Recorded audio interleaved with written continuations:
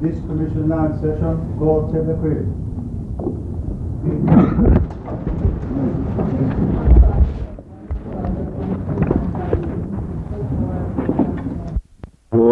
In the terms of the agreement between the parties, it is not our view that it would not be in the public interest to make the award. In force for 12 months thereafter, the payment of monies pursuant to this decision need not be made until the 31st of...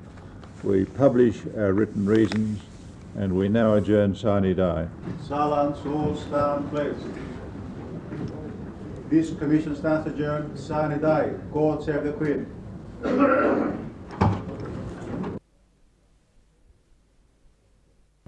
And will workers can't simply rely on what metal workers get as the basis and the only reason for them getting wage increases or shorter hours. If other people get what we get, that's terrific. We wouldn't want to stop them. All we say is if you want what we get, we'd like you to help us get it. Well, how significant do you think the decision was in terms of being appointed to the way other unions could get those similar rises? Well, I don't know that...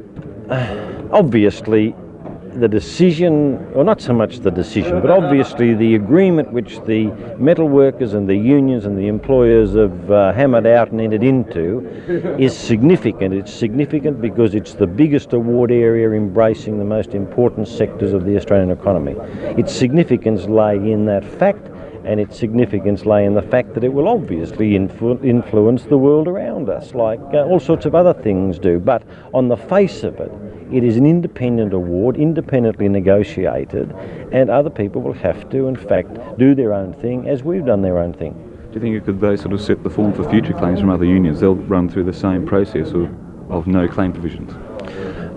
Well, I don't know, precisely, how that will pan out. Because of the nature of the metal unions, we are currently and have during the course of the negotiations in the Metal Industry Award been simultaneously negotiating with different groups of employers in different awards and in different industries. Now, each of those settlements are taking on a life of their own and a shape of their own. Some have already been resolved on terms different from the metal industry, some on terms similar to the metal industry, and those which we resolve in the near future will have their differences.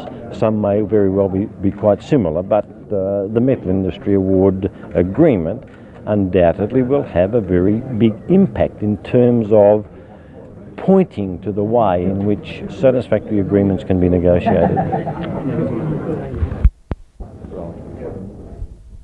The full bench decision? Obviously very happy. We expected that the agreement would be ratified because we knew it should be ratified. It represents one of the best Christmas presents that metal workers and their families have had for many years. So John said it would be unrealistic to assume that there wouldn't be flow-ons to other areas. Do you think that's likely? In a variety of ways. Of course it's likely. The Metal Industry Award, so far as we are concerned, is an independent award. We want the independent and unfettered right to be able to negotiate on that award alone. But obviously an award of that substance must have an impact in the real world around it. But in terms of it being a sort of crutch for lazy trade union officials, inactive trade unionists, well, those days have gone. All we say is that if people want what we get, then they ought to help us to get it.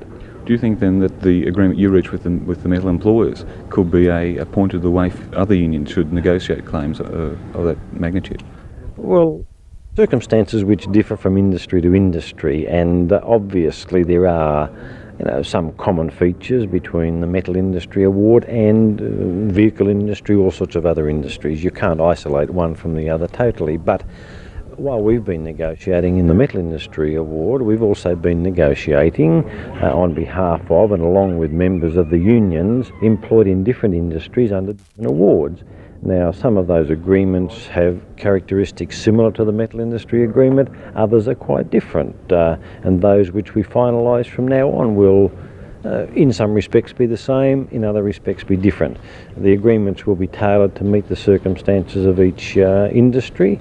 I doubt whether any will be much better than the Metal Industry Award.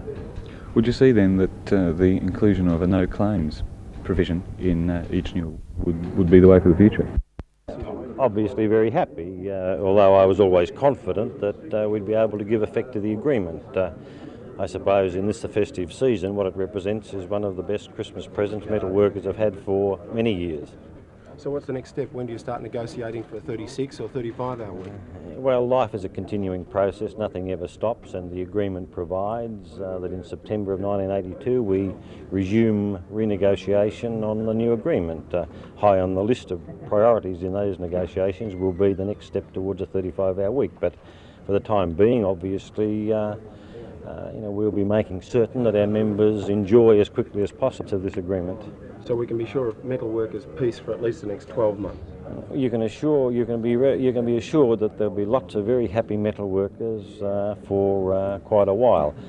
I think it needs to be stressed, though, that what we've entered into is an agreement for no claims, and I don't want.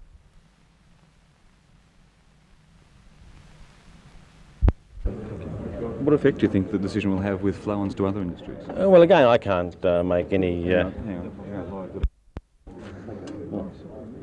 What effect do you think the decision will have with flow-ons to other industries?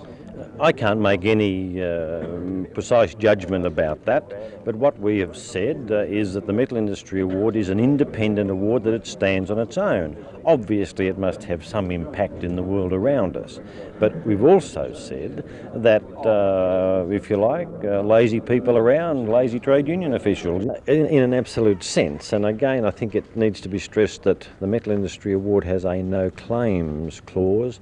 It doesn't have a no strike clause. The metal unions would never in a million years give away the right to strike. What we've said and what we've reached agreement on with the employers is that because around about 90% of all the strikes in the metal industry occur because of wage or hours demands, then seeing that those two crucial issues have been resolved for the next 12 months, there will be about a 90% reduction in the number of strikes in the metal industry. Now that will obviously be quite significant, but there will be strikes, and I don't want people coming along next year and saying, oh look, you said there won't be any strikes. Of course there'll be strikes about all sorts of things. There are still lots of nasty bosses around, and our members will have to go on strike when they do nasty things.